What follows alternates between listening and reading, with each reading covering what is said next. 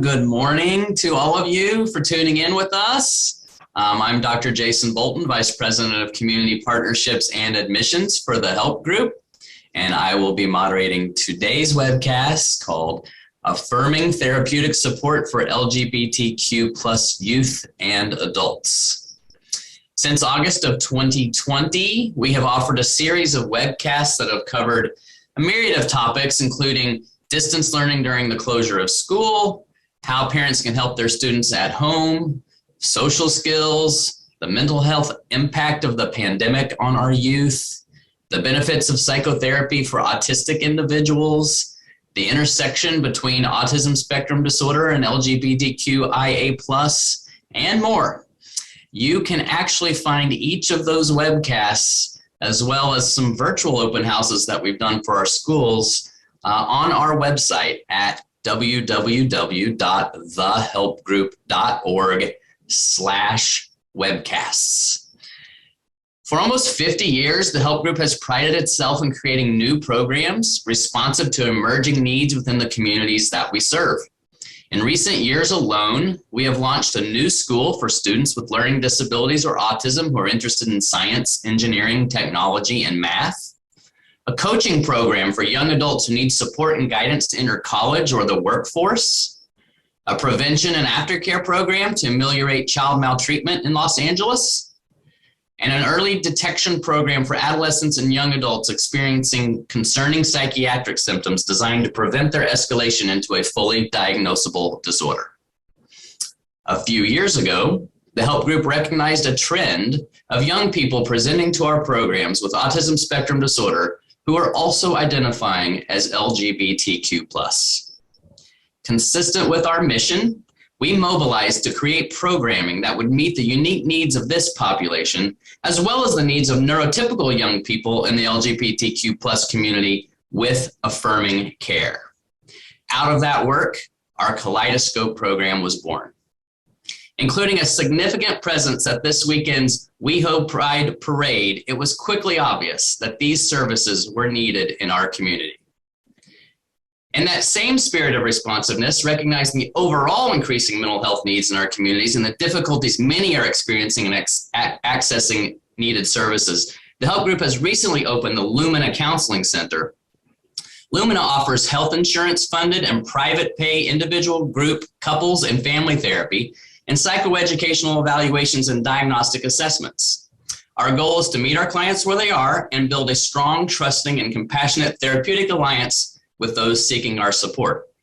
As with Kaleidoscope, Lumina also embraces affirming care as a core value and is here to help people neurotypical and divergent of all ages, gender expressions, and sexual orientations.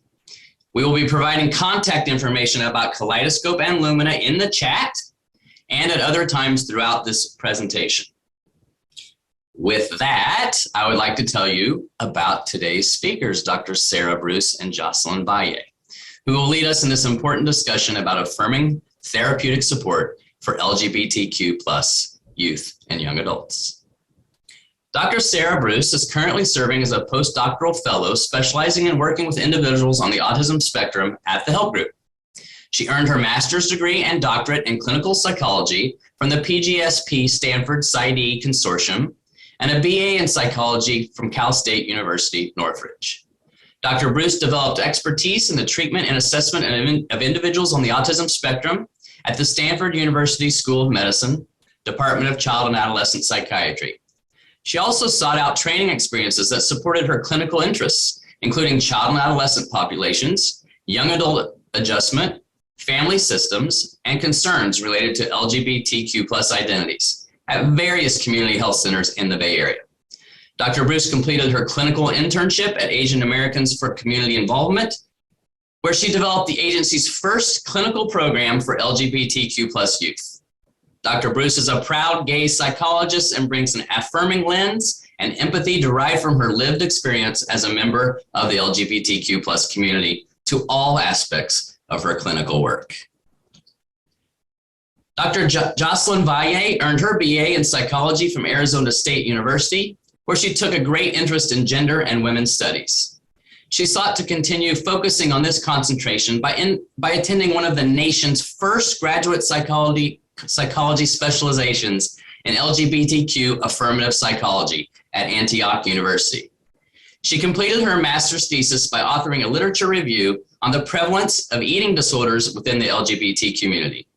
Dr. Valle holds a doctorate in clinical psychology from the California School of Professional Psychology and completed her doctoral internship at Stanford University CAPS. She conducted a qualitative study for a doctoral dissertation surrounding trans identity formation, familial support, and relationships with food. Her background experiences range from training at the Los Angeles LGBTQ Center, volunteering at Very Human to support HIV plus and or newly diagnosed individuals, and fundraising for the AIDS Project LA. Dr. Valle is happy to join the Kaleidoscope team in their support of the mental health and overall well-being of neurodivergent and neurotypical LGBTQIA plus folks and their allies. Lastly, Dr. Valle is a bilingual clinician who is available to provide services in Spanish también. Now that you have heard a bit about our presenters, we'd like to know a little bit about you. If you've been here before, you know we ask these questions each time. You should now see a short pop-up poll on your screen. Please answer the questions. I always like to remind people that when you are finished, you do have to X out on the top right-hand corner, or else this screen will be up in front of our faces the entire time. So go ahead and answer those questions. Thank you. I see them coming in.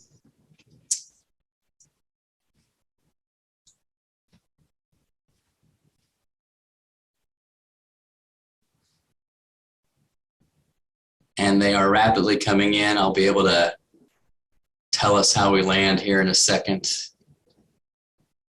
Maybe about 5 more seconds and we should have everybody. So something we're always interested in is how many of you have been here before. And so about a third of you have been to one of our previous webcasts, and we are so happy to have the rest of you here for the first time. You know, at the end, I'll tell you about what we're doing next. So hopefully we will see you again.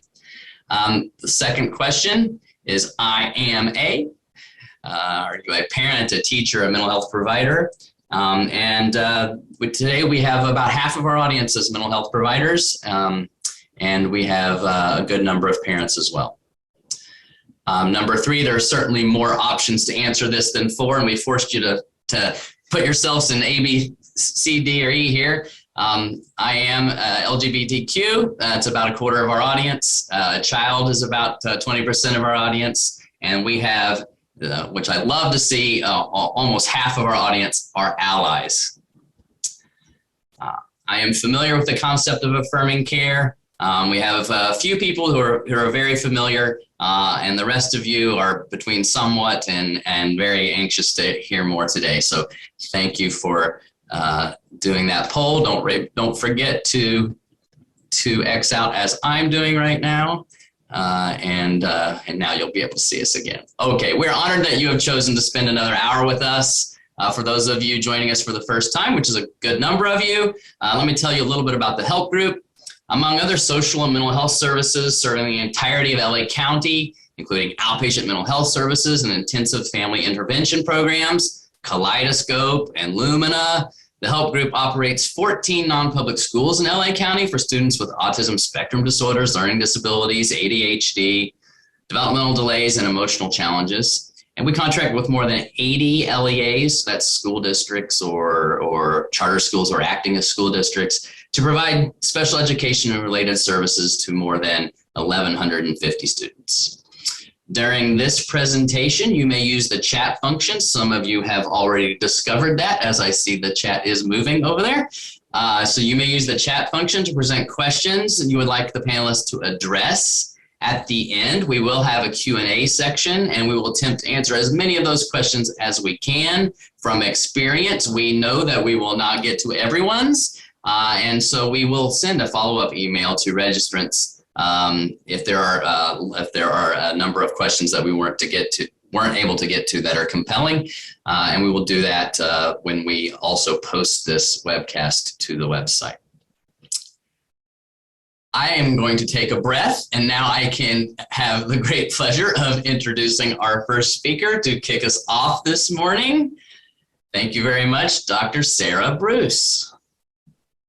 Thank you so much, Dr. Bolton. If you could cue up my first slide, that would be fantastic.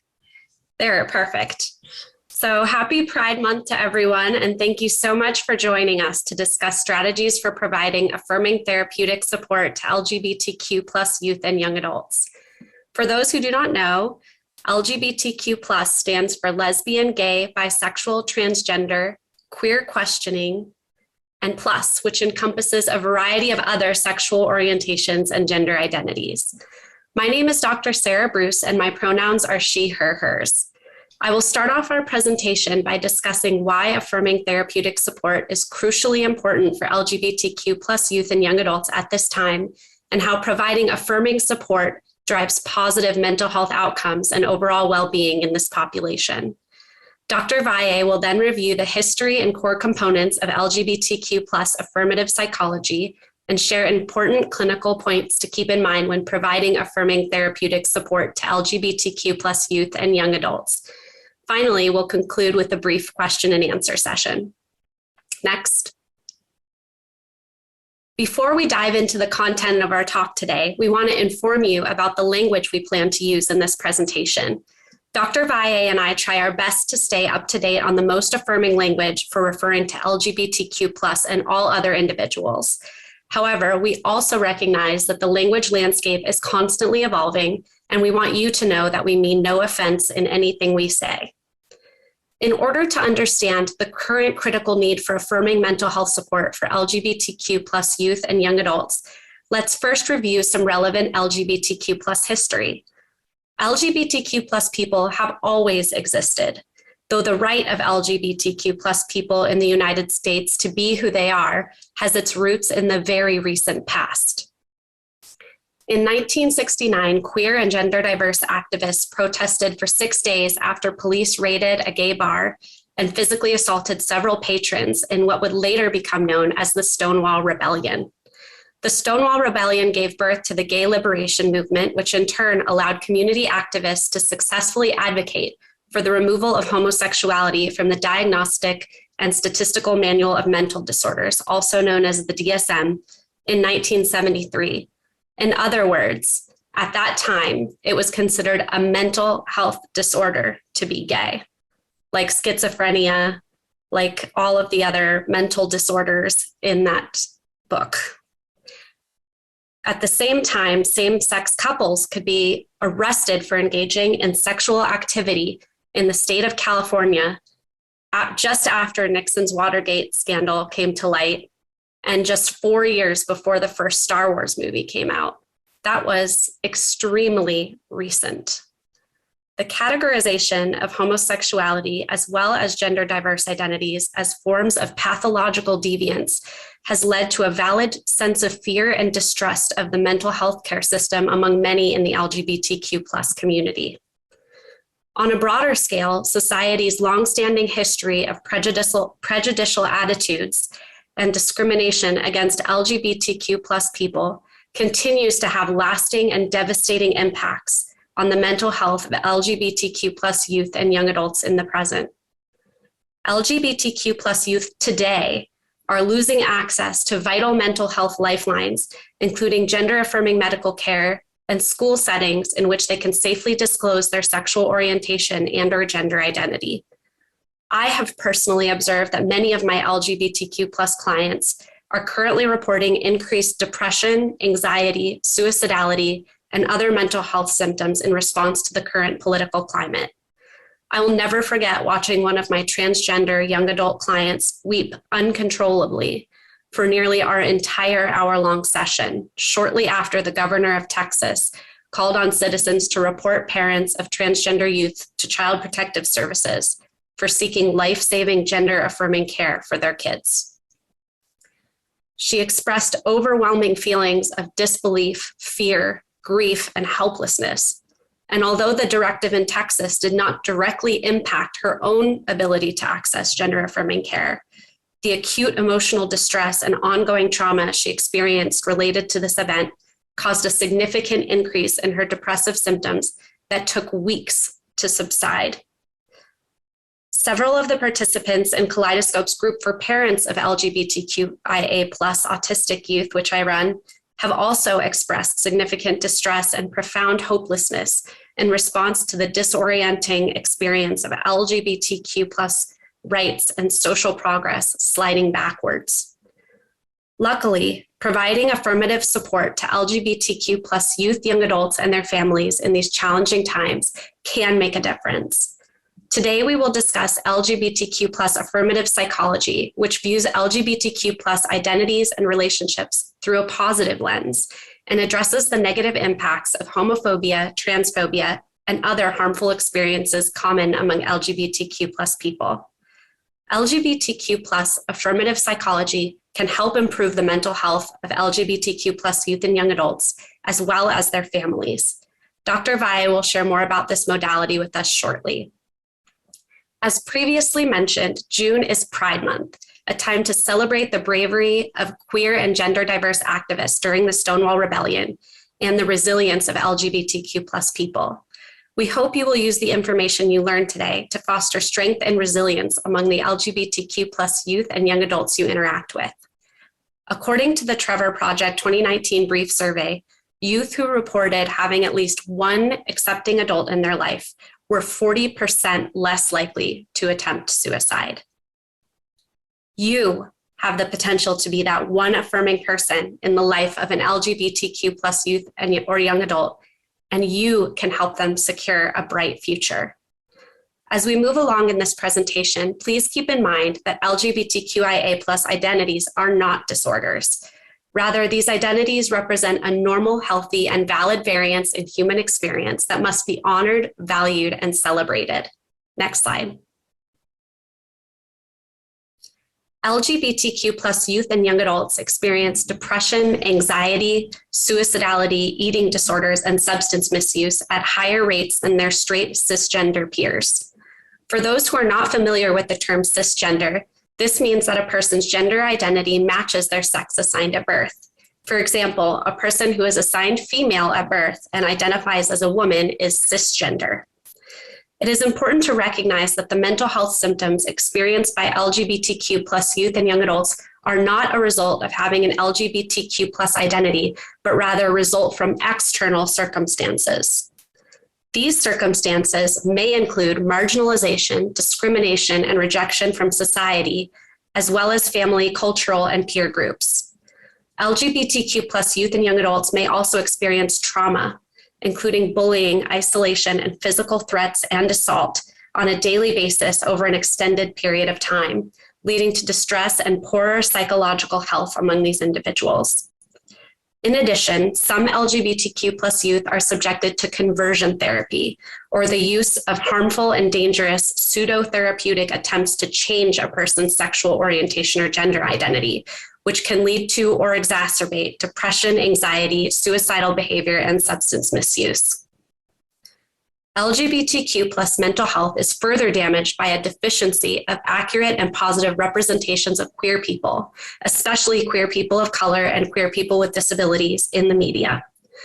One of my LGBTQ+ teen clients has been obsessed for months with a show that contains a same-sex romance, and I remember their beaming face when they told me, "I finally found a show that gets me."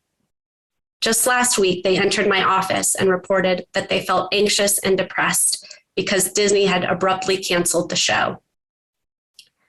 Representation matters greatly to LGBTQ+ youth and young adults, and the addition or removal of positive queer characters from shows and movies can significantly impact mental health symptoms. Now that I've summarized why poorer mental health outcomes occur among LGBTQ+ youth and young adults, I'd like to share a bit more about some of the more common mental health conditions listed on this slide. Let's start with anxiety. According to the Trevor Project's 2022 National Survey on LGBTQ mental health, more than 3/4 of transgender and non-binary youth, defined as those who present as a gender other than strictly male or female, as well as nearly 2/3 of cisgender LGBTQ+ youth reported experiencing significant anxiety symptoms over the previous year. Anxiety among LGBTQ plus people is often related to justifiable worries, such as a fear of being victimized by peers or losing access to gender-affirming care that spiral out of control and can lead to emotional distress, social withdrawal, and physical health symptoms. Depression is also common among LGBTQ plus youth and young adults and is often associated with suicidal ideation and attempts. Of all of the mental health challenges listed on this slide, suicidality may present the greatest immediate risk to LGBTQ plus youth and young adults. According to the Trevor Project's 2022 survey, almost half of LGBTQ youth seriously considered attempting suicide in the last year. Also of note, the suicide attempt rate is about 8 times higher for kids and young adults whose families reject them. So including parents and families in affirming therapeutic support when appropriate and desired by an LGBTQ plus individual can be a life-saving intervention. Providing affirming therapeutic support to LGBTQ plus youth and young adults can reduce the risk of suicide and all of the other mental health concerns you see in front of you. Next. When thinking about mental health concerns about LGBTQ plus youth and young adults, it is vital to consider the impact of multiple minority identities and intersectionality. Kimberly Crenshaw, who coined the term intersectionality, defines the term as a metaphor for understanding how forms of inequality and disadvantage compound themselves and create obstacles that are not understood within conventional ways of thinking about social justice. For example, an LGBTQ plus person of color is at greater risk of experiencing discrimination, marginalization, rejection, and adverse mental health outcomes than a white LGBTQ plus person. Intersectionality can apply to many different types of cultural identities, including gender identity, sexual orientation, race, religion, and disability.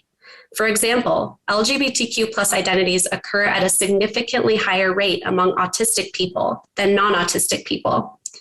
Due to the impact of intersectionality, LGBTQ plus autistic people often experience more severe mental health symptoms than non-autistic LGBTQ plus people. As a clinician, I specialize in treating individuals with intersecting autistic and LGBTQ plus identities.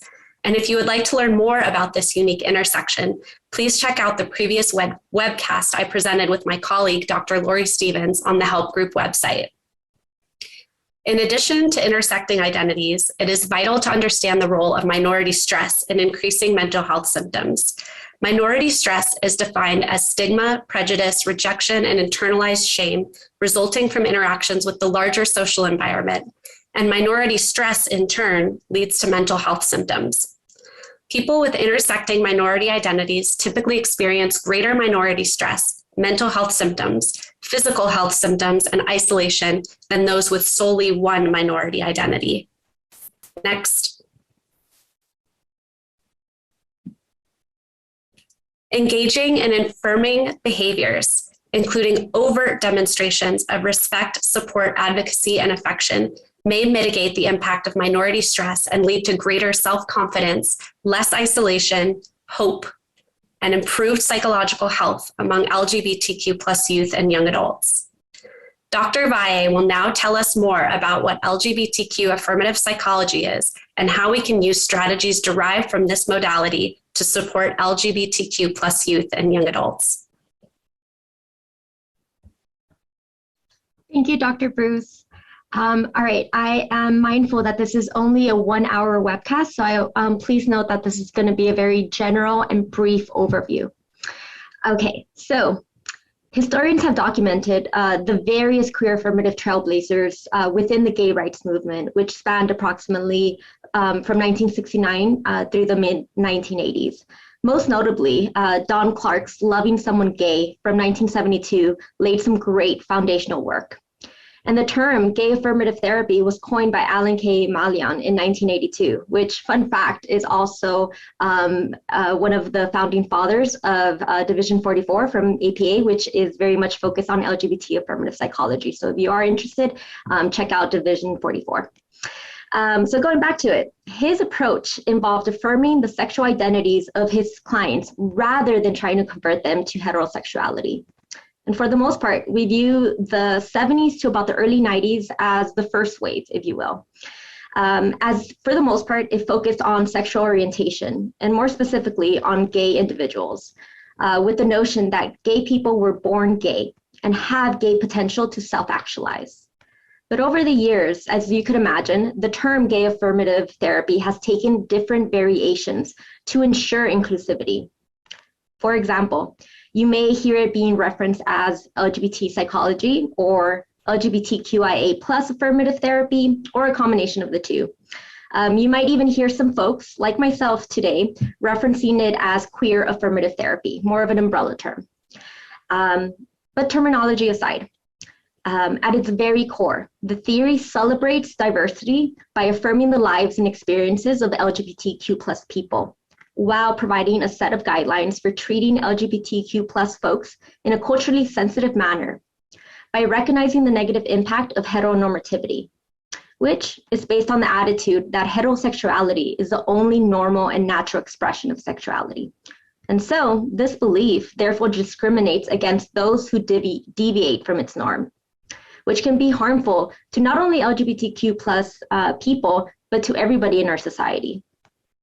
Now, historically, the theory was rooted in Rogerian therapy with blends of feminism and Jungian depth psychology practices. So in a nutshell, it is about holding an unconditional positive regard towards our clients, assisting them identifying and externalizing the various systems of oppression, such as homophobia, transphobia, biphobia, etc., while sprinkling in some analytic shadow work.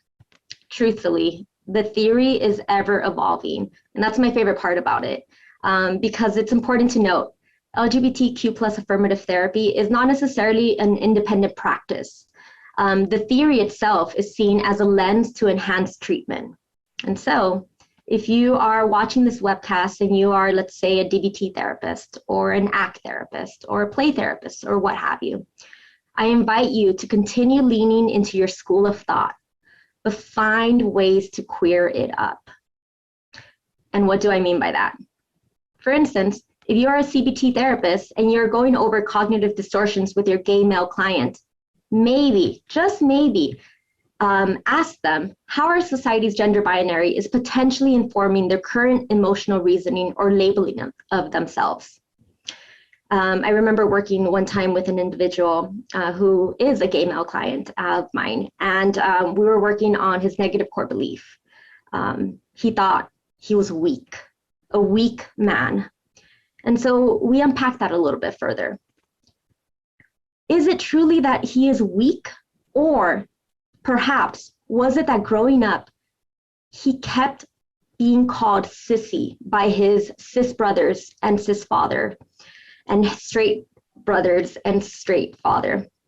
And when he vocalized that he wanted to pursue a career in the creative arts, instead of pursuing the stereotypic male hobbies that his family members did, he internalized this word sissy, and then, which again is attached to potentially that negative core belief. And so how can we work with that? How can we challenge that thought? How can we externalize and realize the systems of oppression that are in place that are holding that negative core belief? Now, I will definitely continue building on this idea during our clinical application portion. So definitely hold on to that. But now that we have some context under our belts, we are going to go and move forward into learning some of the core components of the theory. Thank you.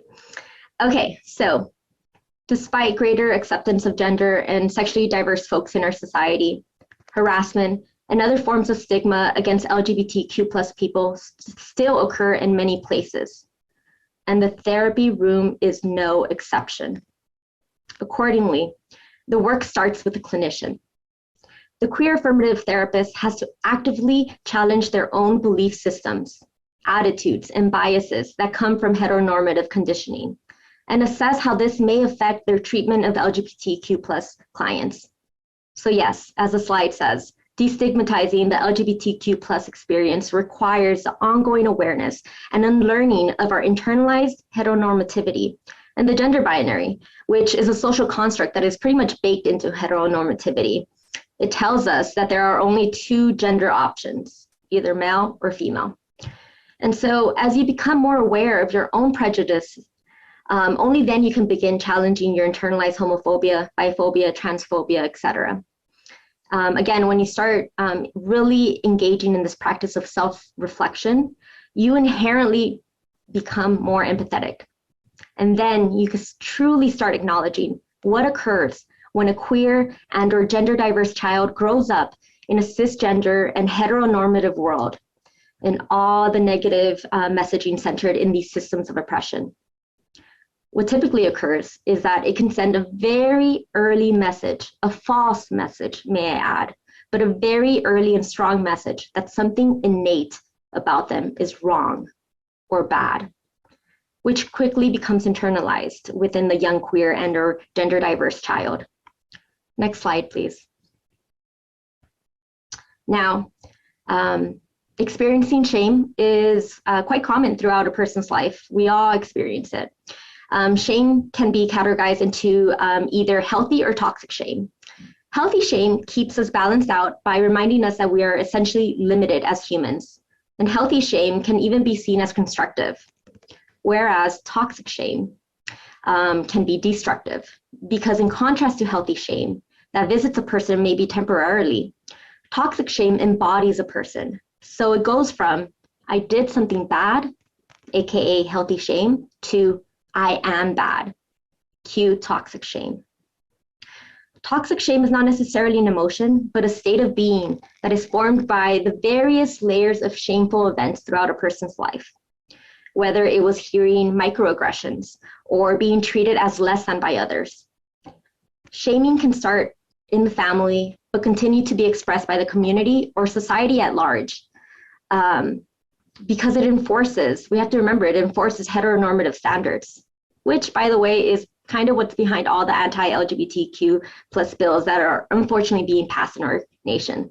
But I'm going to try to stay focused on our webcast because I could go on that point specifically. But going back to internalized toxic shame, it makes the person feel disgusted with themselves by the constant reminders of when others may have shamed, rejected, or abandoned them in the past. And when a person begins to identify with it, again, they become slowly internalizing the toxic shame and integrate it into their being. This belief, and I will highlight this again, the very false belief that one is flawed as a person. A shame-based person will guard exposing the inner self to others. However, more significantly, they will guard against exposing their inner self to themselves. So as the quote on the slide says, there is a rupture of the self with the self. And so whether this is done consciously or unconsciously, which of course is where you could see where the depth psychology piece comes into play. Because what we do know to be true is that much of the trauma that occurs in the gender diverse and or queer child's early development is often suppressed by the individual, which results in a negative self-esteem. This actually ties quite nicely to what Dr. Bruce was discussing earlier, because if we take a second to consider which behaviors are often shame-based, you can see the potential correlation between internalized toxic shame and substance misuse, or eating disorders, or even suicidal ideation within the LGBTQ plus community. Next slide, please. In sum, LGBTQ plus individuals often seek out therapy for the same reasons non-LGBTQ plus people do. However, an LGBTQ plus affirmative clinician is aware that treating an LGBTQ plus client is different because of the multiple layers of minority stress that the client has undergone in a heteronormative, oppressive society. By engaging in queer affirmative approach that is mindful of our clients' intersecting identities, while identifying the systems that are contributing to the internalized toxic shame, the queer affirmative clinician is able to effectively assist their clients to rewrite their stories of shame by the sheer act of externalization, while leaning into their self-compassion and ultimately tapping into their hidden potential as an LGBTQ plus individual. With all that said, the client might be opposed to the idea that their symptoms stem from the covert or overt prejudice that they may experience due to their gender and or sexual identities. And that is a reasonable stance that the clinician should honor. In such occasions, the clinician should remain with an LGBTQ plus theoretic perspective because, as you can remember, it is just a lens to enhance. So definitely continue conceptualizing, but tailor the treatment to the client's identified goals, their present state, and ego strength, while of course being mindful of their intersecting identities. As the visual on the slide indicates, we aspire to shift from simply acknowledging differences to celebrating them. Because being an LGBT-friendly provider or an ally is no longer enough. We need to strive to do better. As a society, we collectively need to intentionally take action steps forward for our gender and sexually diverse clients and loved ones. We must continue creating socially safe spaces where we collectively honor and celebrate LGBTQ plus folks because they deserve to be fought for. Next slide, please. Okay, so special precaution should be taken when working with LGBTQ plus youth and young adults because it is possible, for instance, that a teen may be initially referred to therapy by their school counselor or their caregiver because of other surfacing symptoms, such as defiance or depression or, let's say, panic attacks. However, themes of internalized heteronormativity and or toxic shame may not even come to light until further down in treatment. So the following are some just general clinical considerations. First and foremost, set the stage. We like to call it soft cues. But yeah, starting with the intake forms all the way into your office here at Kaleidoscope, for instance, we do not adhere to the gender binary by any means. And so you'll see a lot of fill in the blanks. You won't be asked to circle either an M or an F. You will be able to very much be authentic to yourself from the very moment you receive our intake paperwork. And if I, just for a moment, if you see my little video box, I'm actually in my office right now, you'll see some other soft cues around me. Yes, of course, I have some flags around me, but I'm also very intentional because I make sure to buy queer art done by artists that are queer of color as well. And so I have Frida and Chavela in the background. And so that's a soft cue that maybe not everyone knows, but I'm Latina myself. And for me, this is a very iconic queer couple. But yes, young people may recognize these symbols and use them to identify spaces where they can be themselves without fear of harm. Prior to coming to the help group, I did work at a psychiatric inpatient hospital. And as you could imagine, I couldn't really walk around with a lot of things on me. So on my just hospital badge, I had a little rainbow sticker. And I was walking through the adolescent wing, which was not the wing that I pertained to, but I saw a young, very, very like maybe 11-year-old teen, just preteen, I would even say, just run towards me because they were able to see the flag. And even though I wasn't their assigned therapist at that moment, they just wanted to talk to me because they knew I got it. They knew I would be there for them. And so again, I would invite you to kind of integrate any soft cues in your environment.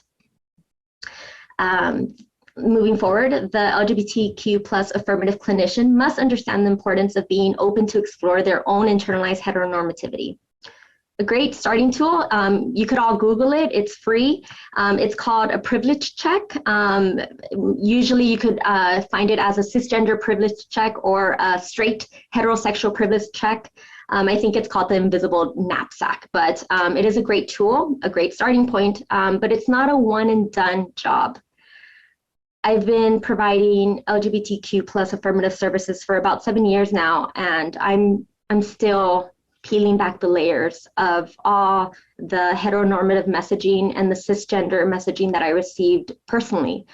And I am a cisgender woman, and I am a heterosexual individual. And so I have to work twice as hard to make sure that my perspective is not influencing the way that I treat my LGBTQ plus folks in the therapeutic room. I always use supervision, for instance, as an affirmative action because I need to be able to explore any countertransference that I may be experiencing. Okay, so moving forward. Again, the youth or the young adult may be highly vulnerable to shame. So therapy should be conducted in a non-hierarchical manner. because after all, the client is the expert in the room and in their own life. So definitely letting them take the lead. As I mentioned before, the theory is grounded in Rogerian practices. And so I'm always reminded about Carl Rogers that there is no such thing as a resistant client, but there is an inflexible therapist. So definitely make sure to stay flexible and stay accountable as well. I also, I'm reminded recently, I think a couple of weeks ago, I did a consultation for outpatient therapist, and well-mannered and well-intentioned was like, I think my client might be gay. How do I express to them that I will support them. I'm here for them. I'm an ally. And you know what? I also think that clients deserve to have confidentiality in the room as well. And so all we could do is set the stage. You know, we don't have to be heavy on the trying to force them out of the closet, let's say. But we just have to let them know that we will be there for them every way. So what can you do? Again, set the stage, do some soft cues, but just know that the client needs to be empowered in their journey, because it is their journey. And they get to dictate, and it's under their discretion and under their pace, whether or not they want to come out to you, whether or not they want to invite you in, should I say. So yeah, lean into the work. And I'm glad that this is at the end of my talk, because I'm hopeful that I'm not going to tear up on this one, but I am going to kind of talk about a clinical example that I did a couple years ago. Throughout my doctoral training, I was working at an eating disorder center, and I met an individual. I was assigned to a young woman. She could not be more than 22 years old at the time. She was white, cisgender, grew up in a very conservative town in the United States. And although her family was not actively religious, she did grow up in a community that was very much Christian based. And so at the Eating Disorder Center, a common practice was group therapy, because group therapy is seen as an effective tool for eating disorder recovery. And so new patients were required to share their life story, their life narrative, if you will, with their group members. And so I was facilitating this. And I had already seen the intake, so I already knew they were lesbian. I already knew they had a girlfriend of a couple years. And I was there facilitating it, and they made no mention of being lesbian. They made no mention of their coming out story or their relationship to their girlfriend. And when we met for individual session, I was very curious. I leaned into it and I asked, I noticed that you didn't, talk about your coming out story. And they looked at me very confused, and they said, I don't have a coming out story. And as we know, coming out, there's two portions, if you will. One is the internal coming out to oneself, but there's also that external coming out. And whether you don't ever externally come out to others, it doesn't minimize your queerness whatsoever, right? But for the most part, everyone has that inner coming out. So again, she looked at me very confused and was like, I don't have a coming out story. And so we unpacked that a little bit further, and she actually did have a coming out story, and it was actually quite traumatic, a little T traumatic. And as we worked together a little bit further, and as we kind of were able to go into the depths of internalized homophobia and internalized toxic shame, we saw a lot of the eating disorder symptoms a little bit take a nosedive. There was one occasion where I, just in conversation, I had asked her if she had ever watched The L Word. And if you know, it is a staple, a queer staple. Although the writing got sloppy towards the end of this series, I just asked her, I'm wondering if you ever watched it. She said, no, never heard of it. And at that point, she had graduated from outpatient to IOP. So she was in independent living housing. And I knew the house had Netflix. So I said, oh, it's on Netflix. You can watch it tonight. Just watch the first episode. I just want to know what comes up for you. The next day, she comes back to me with a very stern look on her face. And she was like, you know what? I do know the L Word. When I was young, when I was really small, I tried watching it, but I was so afraid that my parents were going to catch me that I completely turned it off, and I never thought about it ever again. And so again, I leaned into it and I said, I'm wondering what that experience was like for you yesterday. Talk me through that. And she described that she closed the door to her room, she shut the blinds, she went under her bed, under her covers, and she couldn't really just look at the show. She had to be on her phone, texting, and on social media at the same time. That right there is toxic shame and internalized homophobia. She was miles, 100 miles away from where she grew up, from her family, from the religion, from everything. But she still felt the need to completely cover herself. At our last session, it actually happened to be an exposure response prevention session. Her dietitian ordered us a pair of Starbucks Frappuccinos because in her hierarchy of fear foods, that was the very tippy top.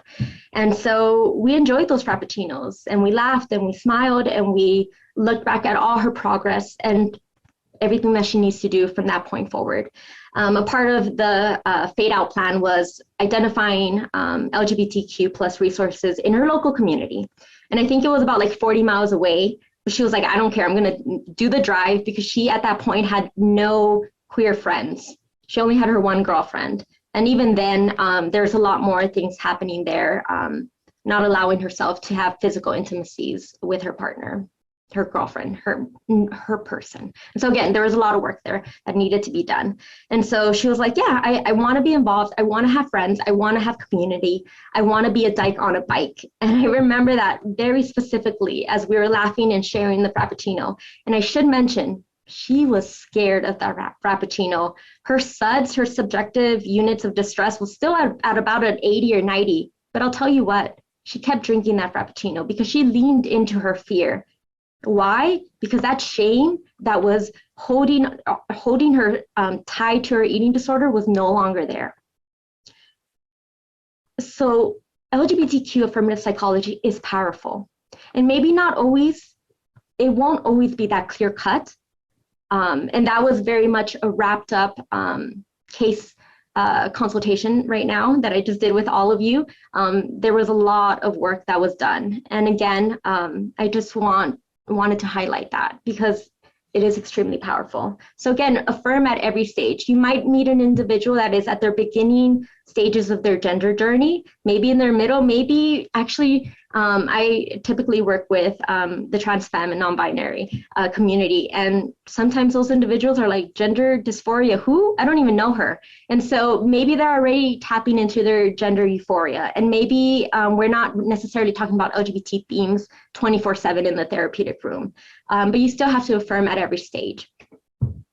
We're gonna wrap it up. Engage in advocacy, and I cannot stress this enough. Be active. Again, you cannot just call yourself an ally. We need to remind ourselves that an ally is a verb. You need to be intentional about your allyship.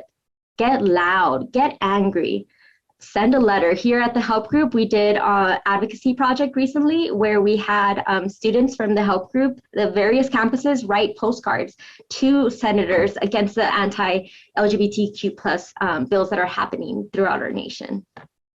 Lastly, no gatekeeping, and honestly, this last piece, it could probably be a webcast all on its own, but unfortunately, there has been a lot of damage that has been done in the LGBTQ plus community, and specifically in the psychiatric and psychology field. And so, unfortunately, clinicians, as myself and Dr. Bruce, we are in this uncomfortable and unfair place that we are seen as gatekeepers. For instance, when someone is trying to attain gender affirming care, they need a letter of support by a mental health provider saying, pretty much greenlighting them. And that's ridiculous, because I don't write letters to non-LGBTQ plus people that want a nose job or like want a breast augmentation. And so why is it that I have to write a letter in support for an LGBTQ plus person who is pursuing gender affirming care? So do not engage in gatekeeping. Dr. Sarah Bruce and myself are trained in being able to provide letters of support where we do not have our clients engage in performative acts or jump over hoops. But again, we are gonna wrap it up here. And the last thing I wanna say is that queer affirmative therapy should not only serve as a foundation for LGBTQ plus people, but for all those whose lights have been dimmed by the heteronormative society we currently live in. All right, thank you, everybody. Thank you, Dr. Valle, Dr. Bruce. I cannot tell you how lucky we at the Help Group feel for having you both aboard. So well trained, really at the forefront of affirmative care in LA. So thank you very much for sharing that with us. Jocelyn, your statement just now about that could be a webcast on its own. There's probably about 10 other topics that you guys touched on today that could be webcasts on their own. And so just all of you listening, I promise we will be having more of these and get into a little bit more detail about things. This was very much sort of an overview of a lot of different topics. So the questions certainly demonstrate that people want to know more about more specifics. There are definitely more questions than we're going to be able to get to. So like I committed to in the beginning, as we look at this at the end, when we do a postmortem of this, we will identify certain questions that we want to get answers to, and we will send them out to all the attendees, probably actually to everyone who registered, so that those questions can be answered. But there are some that I've identified that maybe we can tackle here in the last few minutes. Again, I know these questions are big as well, but let's see what we can do. So the first question actually looks like it came from a youth, and so I wanted to get to it. And whichever one of you wants to jump in, that's fine. It says, how do you advise LGBTQ youth might approach initiating conversations about sexuality and gender, including about coming out with their parents? I love that question so much. I definitely want to start off by saying, although Dr. Bruce and I are seen as like the quote unquote experts on this, we may not know it all.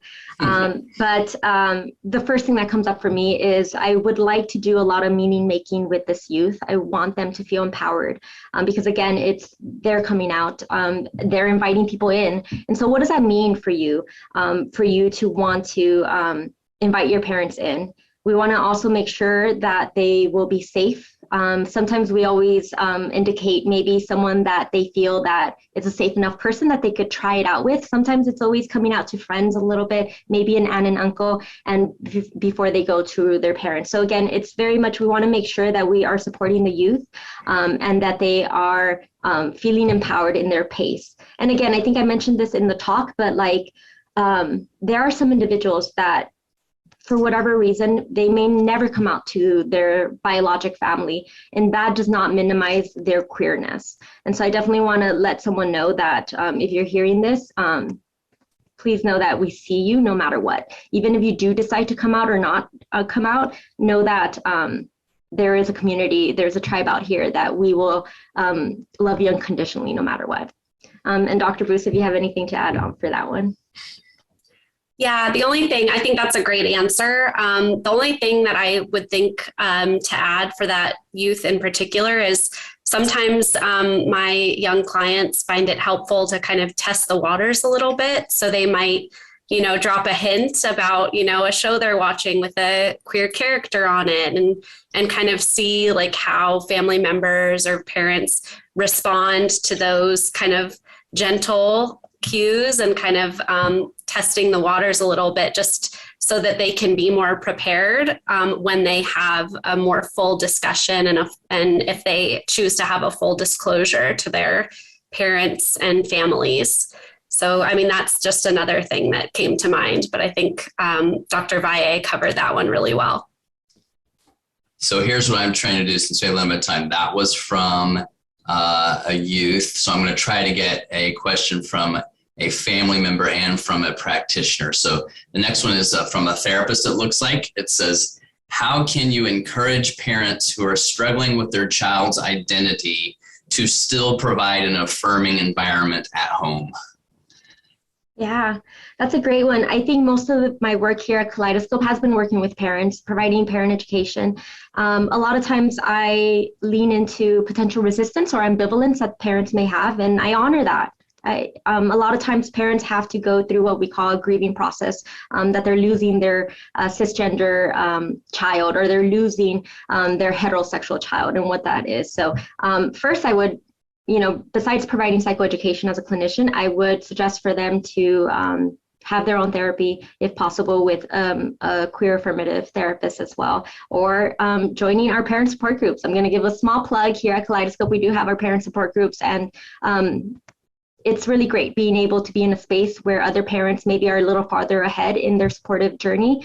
And so it's really great to learn from one each other. And so I would definitely, if a parent's already wanting to provide affirming environment, that already is a testament that they are already on the right track. Do some soft cues, be mindful of your language. You could say, I attended this webcast today and I learned something new. What do you think about this? Or how about you pick, because of Pride Month right now, if you go on any streaming live service, you see that there is a queer library of films. So see if you could invite your teen to watch one and you talk about it. You, again, set the stage, and you're already on the right track. Mm-hmm. Yeah, what I would add is in my role as a clinician, when I'm working with parents who are perhaps early on in their understanding and acceptance of their queer child, I will often try to connect with them on a level that everyone can sort of agree on, finding common ground, recognizing the mental health risks of not accepting your child. Can we come together in a common ground that we all want your child to survive and thrive? That we all want your child to be happy and healthy, and kind of sharing some of the psychoeducation points that we went over today, and finding common ground with parents, capitalizing on the parent's strengths and the child's strengths is really helpful as well. And also advocating for your client in the room, and that can be really challenging.